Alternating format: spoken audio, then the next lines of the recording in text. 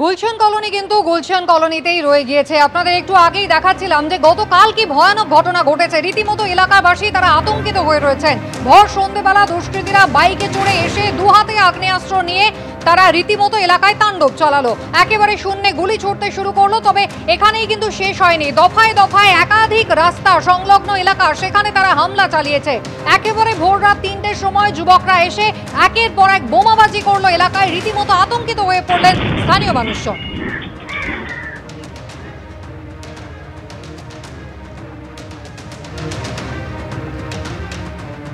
এই শহরের নিরাপত্তা ব্যবস্থা তাহলে কোথায় গিয়ে পৌঁছেছে? অতনু হালদার রয়েছেন আমার সঙ্গে এই মুহূর্তে। অতনু, এই প্রশ্ন তো প্রথম নয়। মুচিপাড়ার ঘটনা আমরা ৩০শে অগস্ট দেখেছি, একেবারে প্রকাশ্যে অস্ত্র হাতে দুষ্কৃতীরা তাণ্ডব চালিয়ে যাচ্ছে। বিভিন্ন সময় কার্তুজ, গুলি, বোমা সমস্ত উদ্ধার হচ্ছে এই শহরের বিভিন্ন প্রান্ত থেকে। দেখো, একবারই তাই। ৩০শে আগস্টের ঘটনা এবং গতকালের ঘটনা। ৩০শে আগস্ট মুচিপাড়ায় ঠিক রাত্রি ৩টের সময় আমরা দেখেছিলাম একই ছবি। দুষ্কৃতীরা রীতিমতো অস্ত্র হাতে দাপিয়ে বেড়াচ্ছে এলাকায়, এবং তারপরে আবার ঠিক গতকালে দেখলাম গুলশান কলোনিতে দুষ্কৃতীরা ঠিক একইভাবে অস্ত্র হাতে দাপিয়ে বেড়াচ্ছে। গতকালের ঘটনা যে কতটা সাংঘাতিক ঘটনা ঘটেছে আমি তোমাকে ঘটনার বর্ণনা করলেই তুমি একটু বুঝতে পারবে। সেটা হচ্ছে গতকাল এই গুলশান কলোনিতে ঠিক যখন মোটা হচ্ছে 5টা, বিকেল 5টায় একটা গণ্ডগোল হয়, সেইখান থেকে ঘটনার সূত্রপাত। এরপর সন্ধ্যে 7টা নাগাদ গুলশান কলোনির 3 জায়গায়, গুলশান কলোনি অটো স্ট্যান্ড এবং গুলশান কলোনির আরও 2টো জায়গায়, এই 3টে জায়গায় একই সঙ্গে দুষ্কৃতীরা দাপিয়ে বেড়ায়। প্রায় পৌনে 7টা থেকে সোয়া 7টা পর্যন্ত এই দাপাদাপি চলে। এবং গুলশান কলোনির যে 3টে জায়গা, Gulshan colony auto stand, TikTok মোড় আর পুরী গলি, এই 3 জায়গায় দুষ্কৃতীরা দাপিয়ে বেড়ায় আধ ঘন্টা ধরে, এবং তারপর তারা সেখান থেকে চলে যায়। কেউ তাদের বিরুদ্ধে ব্যবস্থা নিতে সাহস করেনি, কোনো পুলিশ এসে তাদেরকে আটকায়নি। ঠিক এটা গেল তোমার হচ্ছে গিয়ে পৌনে 7টা থেকে সোয়া 7টা পর্যন্ত। এরপর আবার ভোর 3টে নাগাদ ঠিক একই জিনিস হয়, এবং আবার এই 2টো জায়গায় গুলশান কলোনির এই যে 3টে জায়গায় প্রথমে গণ্ডগোল হয়েছিল, তার মধ্যে 2টো জায়গা গুলশান কলোনি অটো স্ট্যান্ড আর গুলশান কলোনির পুরী গলি, সেখানে এসে দুষ্কৃতীরা আবার বোমাবাজি করে একইভাবে দাপিয়ে বেড়ায়। মানে 8 ঘন্টার ব্যবধানে একই দিনে একই জায়গায় পর পর দুষ্কৃতী তাণ্ডব চললো, অথচ পুলিশ কাউকে আটকাতে পারলো না। এইখানেই পুলিশের ভূমিকা নিয়ে প্রশ্ন উঠছে যে মুচিপাড়ায় যে ঘটনা ঘটলো কলকাতা শহরের এক প্রান্তে, তার 2 সপ্তাহের মধ্যে আবার আনন্দপুরে কলকাতা শহরের আর এক প্রান্তে ঠিক একইভাবে দুষ্কৃতীদের দাপাদাপি দেখা গেল। এবং আনন্দপুরে 8 ঘন্টার ব্যবধানে দুষ্কৃতীরা একই জায়গায় দুবার দাপিয়ে বেড়ালো। তাহলে পুলিশ যদি সঠিক সময়ে সঠিক ব্যবস্থা নিত, যদি দুষ্কৃতীদের মনে পুলিশ সম্পর্কে কোনো ভয়, শ্রদ্ধা, ভক্তি থাকতো, তাহলে পরে কি এই সাহস দুষ্কৃতীরা দেখাতে সাহস করতো? ফলে কলকাতার মতো জায়গায়, সেখানে পুলিশ যেখানে সমস্ত জায়গায় রয়েছে, যেখানে পুলিশের পরিকাঠামো রীতিমতো উন্নত, সেখানে যদি দুষ্কৃতীরা অস্ত্র হাতে এইভাবে দাপিয়ে বেড়ায়, তাহলে প্রশ্ন ওঠে যে সাধারণ মানুষকে, সাধারণ নাগরিককে নিরাপত্তা দেবে কে? এরপরেও যদি পুলিশ সক্রিয় ভূমিকা না নেয়, তাহলে মানুষ কার ওপর আস্থা রেখে, কার ওপর ভরসা রেখে রাস্তায় ঘোরাফেরা করবে? তার কারণ এই রকমভাবে দুষ্কৃতীরা যদি এলাকায় দাপিয়ে বেড়ায়, এটা স্বাভাবিকভাবেই সাধারণ মানুষের মনের মধ্যে আতঙ্ক তৈরি করে। আর যার দায়িত্ব পুলিশ প্রশাসনকেই নিতে হবে, এ তো বলার অপেক্ষা রাখে না।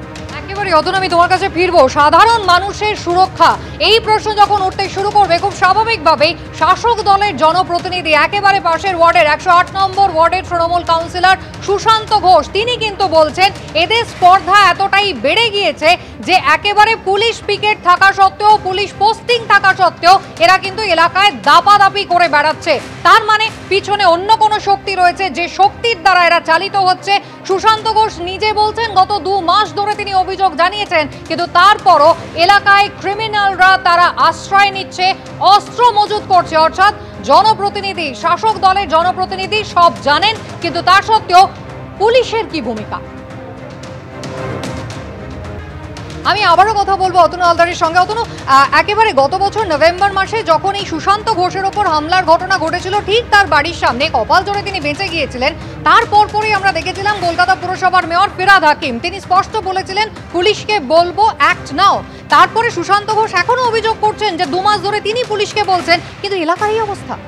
এবং দেখো যেটা বিষয় সেটা হচ্ছে সুশান্ত ঘোষ তৃণমূল কংগ্রেসের কাউন্সিলর, শাসক দলের কাউন্সিলর, তিনি পুলিশের বিরুদ্ধে অভিযোগ করছেন। এখন প্রশ্ন হচ্ছে গত বছর 2024 সালের 15ই নভেম্বর সুশান্ত ঘোষের বাড়ির সামনে তাকে দুষ্কৃতীরা লক্ষ্য করে গুলি করতে যায় এবং গুলি শেষ পর্যন্ত পিস্তল থেকে বের না হয় তিনি বেঁচে যান। ঠিক এই ঘটনা যেখানে ঘটে আর গতকালের গুলশন কলোনির ঘটনা যেখানে ঘটেছে, এই দুটো জায়গা কিন্তু 5 কিলোমিটারের মধ্যে।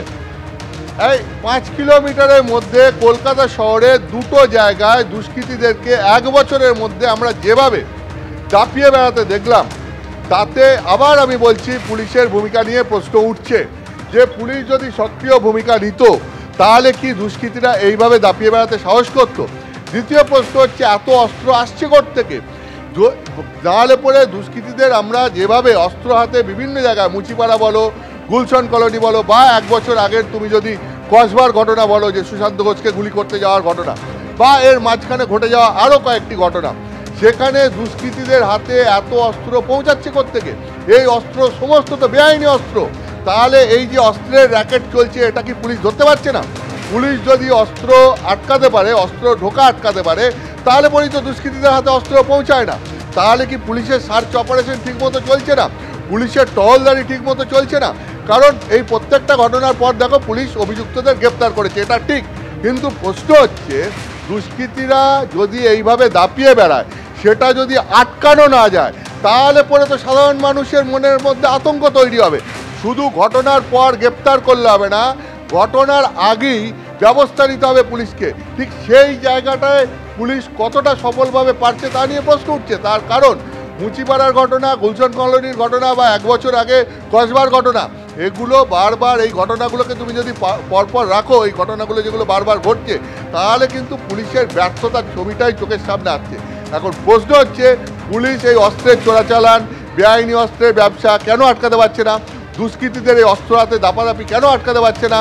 তাহলে এর পেছনে কি কোনো কারণ রয়েছে?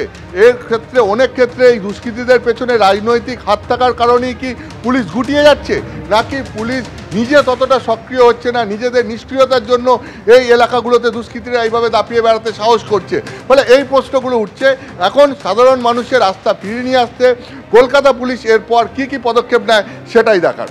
একেবারে অতনু, ধন্যবাদ। অর্থাৎ কলকাতা পুলিশের কি ভূমিকা হয় তাই কিন্তু এখন আমাদের অপেক্ষা করতে হবে। ইতিমধ্যে গতকাল গুলশান কলোনিতে যে দফায় দফায় হাঙ্গামার ঘটনা ঘটেছে, সেই ঘটনায় ইতিমধ্যেই পুলিশ 3 জনকে গ্রেফতার করেছে, যদিও অভিযুক্তের সংখ্যা আরও বেশি এমনটাই দাবি করছেন স্থানীয় বাসিন্দারা। যে 3 জনকে গ্রেফতার করা হয়েছে তারা প্রত্যেকেই পরিচিত স্থানীয় বাসিন্দারা, তাদের নাম পরিচয় জানেন, তারা এলাকা দখলের জন্য এখানে তাণ্ডব চালিয়েছে এমনটাই অভিযোগ করেছেন তারা।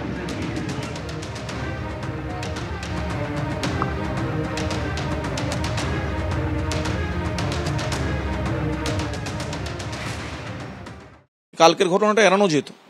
আমরা গত 2 মাস ধরে কন্টিনিউয়াস পুলিশকে বলে আসছি, যে আমি নিজে বলেছি যে এখানে এই জিনিসগুলো ঘটছে, বাইরে থেকে ক্রিমিনালরা এখানে আসছে, এখানে শেল্টার হচ্ছে, এখানে অস্ত্র বাইরে থেকে আমদানি করা হচ্ছে। আমি বারবার করে পুলিশকে জানিয়েছিলাম। এটা যদি আগে ব্যবস্থা নেওয়া হতো তাহলে কিন্তু কালকের ঘটনাটা ঘটানোর সাহস দুষ্কৃতীরা পেত না। এখন তারা এতটাই বেপরোয়া হয়ে গেছে যে পুলিশ পোস্টিং অবস্থায় রাতের অন্ধকারে তারা 2:30টার সময় আবার বোম মেরে চলে যাচ্ছে। তা এটাকে বন্ধ করতে হবে। মদত কার রয়েছে? রাজনৈতিক মদত বলতে পারবো না, কোনো শক্তি তো একটা আছে। রাজনৈতিক কি কোনো একটা শক্তি আছে? না হলে আপনি বলুন না, সন্ধ্যা 7টার সময় কলকাতা শহরে, কলকাতা পুলিশের আন্ডারের যে অঞ্চল, সেখানে সন্ধ্যা 7টার সময় 6 থেকে 7 জন এসে বোমা বন্দুক নিয়ে তাণ্ডব করে চলে যাবে। কোনো শক্তি যদি পিছনে না থাকে তাহলে এটা সম্ভব? এবং শুধু তাই নয়, তাদের বিরুদ্ধে অভিযোগ ওঠার পরেও সেখানে পুলিশ পোস্টিং অবস্থায় তারা রাতের অন্ধকারে আবার 2:30টার সময় বোম মারল 4-5 জনের বাড়িতে। এই যে উদ্যত্ত, এই যে ভয়ডরহীন মানসিকতা, এটা তো কোনো একটা শক্তি অবশ্যই পিছনে আছে বলেই সম্ভব। বিরোধী দলনেতা শুভেন্দু অধিকারী তিনি বলছেন মামাটি মানুষের সরকার এখন মাফিয়া মাস্তান মার্ডারারদের সরকার। গুলশান কলোনিতে রাতভর হামলার ছবি পোস্ট করে অভিযোগ বিরোধী দলনেতা শুভেন্দু অধিকারীর। এখানে বাংলাদেশি অনুপ্রবেশকারীদের ঠাঁই দিয়েছে রাজ্য সরকার, অভিযোগ করেছেন শুভেন্দু অধিকারী।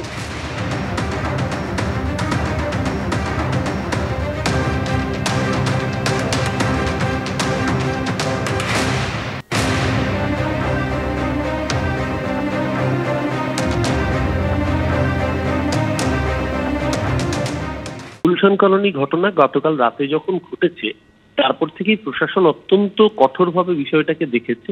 আজকে সকাল থেকে ধরপাকড় শুরু হয়েছে।